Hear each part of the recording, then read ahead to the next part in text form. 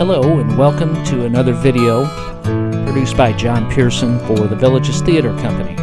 Today's video will talk about the Mulberry Americana room stage lighting. And we're going to go over just kind of an overview of it, not talking at all about how to control anything, but just how you would identify and locate the various fixtures that are present in the room. So let me navigate around just a little bit here and kind of talk about what we've got going.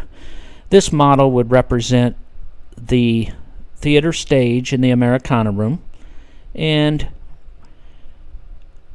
the Americana room has 3 rows of fixtures that sit on pipes near the ceiling, and I'm going to identify this front pipe as this first pipe as the front pipe, and the middle pipe, and then the back pipe. So in this case, we'll spin this around, take a look at the front pipe. The front pipe has 16 fixtures identified 1, 2, 3, all the way up sequentially to number 16. The significance of that has to do with how we will control those on our controller a little bit later. So when we talk about fixture 1, we're talking about the one on the left as you would see it from the audience side.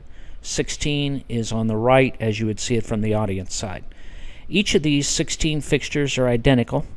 They are ETC brand, and they are color source spotlights, and they're digital, controlled by DMX, and they have the ability to have full RGB control.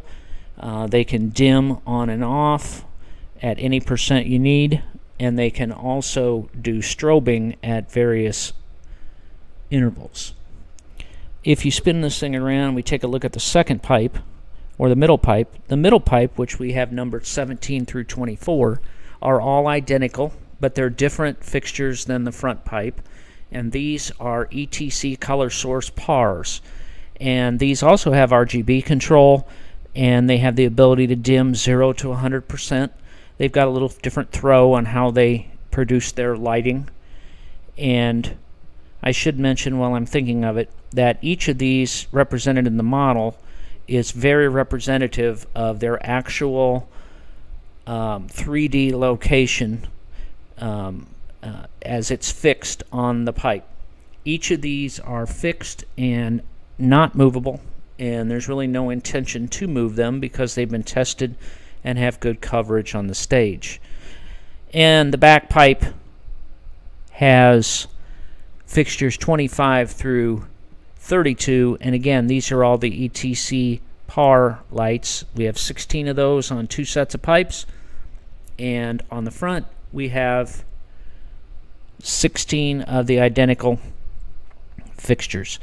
And I'm just going to point out that on the front, these are set up so they have kind of working in pairs. 1 and 16 tend to work in pairs. You'll see the angles 15 and 2 tend to work in pairs. 3 and 14, 13 and 4. Now, some of these pairs diverge from each other, and some of these pairs converge with each other. In the case of 4 and 13, they diverge ever so slightly. 12 and 5, on the other hand, they converge. 6 and 11, same thing, only more. And when you get to 6 and 11, you'll notice they actually cross from one side of the stage to the opposite. And 7 and 10 I want to talk about, and scroll back just a little bit here so you can see that.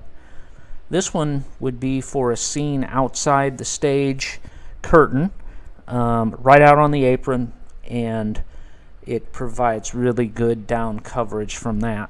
If I spin that around, you'll be able to see what I'm talking about. It washes out over the edge. And 8 and 9, they work together again, but they're divergent completely. And we'll see more about them as we talk about the controller side of this. But for now, just to review, we're looking at, let me get rid of that, let me get rid of this. We're looking at 3 sets of pipes, and each set of pipes has a purpose.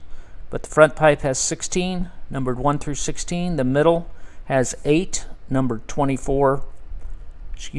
17 through 24, and the back pipe is 25 through 32. So that'll pretty much sum it up for an overview of how the stage lighting is arranged, and we'll talk more about the control of those in the next video.